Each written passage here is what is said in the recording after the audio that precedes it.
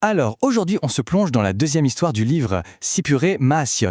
Et quelle histoire! C'est un récit qui parle d'un amour qu'on pourrait croire écrit dans les étoiles. Mais c'est aussi une histoire de promesses qu'on oublie, de destins qui se frôlent, s'unissent, puis se déchirent de la plus tragique des manières. Et voilà, on entre tout de suite dans le vif du sujet. Cette première phrase, elle plante le décor immédiatement. On est en plein dans le conte des fées. Deux figures de pouvoir, un roi, un empereur, et pourtant elles partagent un même vide, une même tristesse profonde. Et c'est là que tout commence, avec ces deux dirigeants seuls face à leurs problèmes. Une rencontre complètement par hasard va pourtant changer à jamais la vie de leurs enfants, des enfants qui ne sont même pas encore nés. C'est assez incroyable, hein? Le hasard, ou peut-être le destin, fait se croiser ces deux hommes dans une auberge. Ils se découvrent le même souci, ce désir d'enfant inassouvi. Alors là, sur le moment, ils se font une promesse, un vrai pacte. Si l'un a un fils et l'autre une fille, eh bien, on les mariera. Simple. Sauf que les années filent. Une princesse naît, un prince aussi. Et la promesse? Eh bien, elle finit aux oubliettes, complètement oubliée. Et cet oubli, on va le voir, va coûter très, très cher. Bon, on avance dans le temps. La génération suivante entre en piste, et c'est là que l'histoire prend une tournure fascinante. Parce que ces enfants, le prince et la princesse, ils vont forger leur propre chemin, sans avoir la moindre idée du plan que leur père avait échafaudé pour eux. Et comment se rencontrent-ils?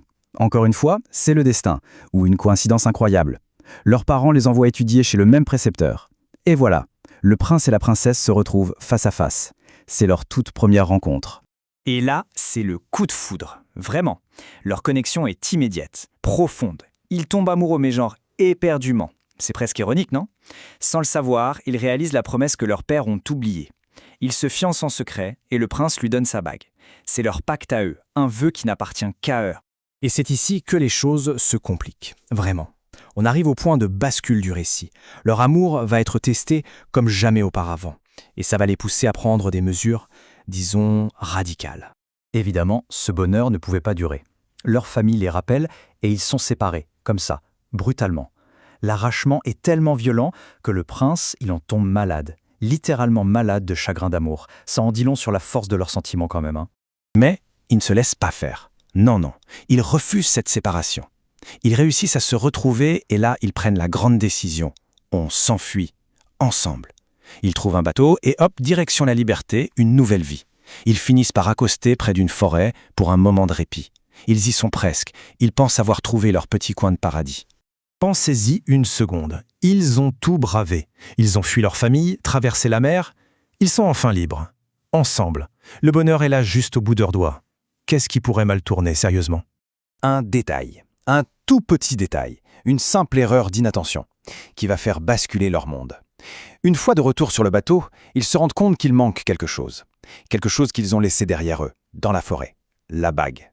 Pas n'importe quelle bague, leur bague. Le symbole de tout leur amour, de leur promesse.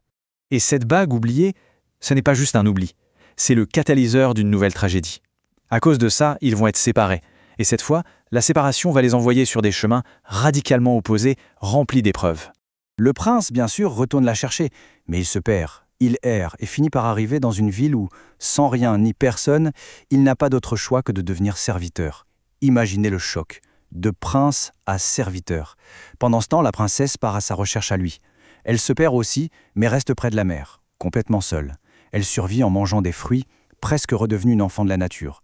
On a donc d'un côté le prince, tombé au plus bas de l'échelle sociale, et de l'autre, la princesse, retournée à un état quasi sauvage. C'est terrible. Mais attention, c'est là que le personnage de la princesse devient absolument fascinant. On pourrait la croire brisée, perdue pour de bon, mais pas du tout. Son histoire va prendre un virage à 180 degrés, un truc complètement fou. Un jour, un autre roi passe par là. Il fait construire un palais sur la côte et il la voit. Cette femme, seule, un peu sauvage, mais magnifique. Il est d'abord intrigué, puis complètement captivé. Il la fait amener à sa cour et il a déjà un plan bien précis pour elle. Elle deviendra sa reine. Et voilà, la voilà de nouveau piégée. Face à un roi, elle ne peut pas juste dire « non, merci ». Mais il est hors de question pour elle de l'épouser, bien sûr. Alors, que faire? Comment est-ce qu'elle va se sortir de ce pétrin?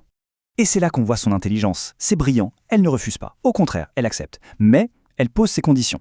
3 conditions qui, sur le papier, ont l'air un peu bizarres. D'abord, le roi doit jurer de ne pas la toucher avant le mariage.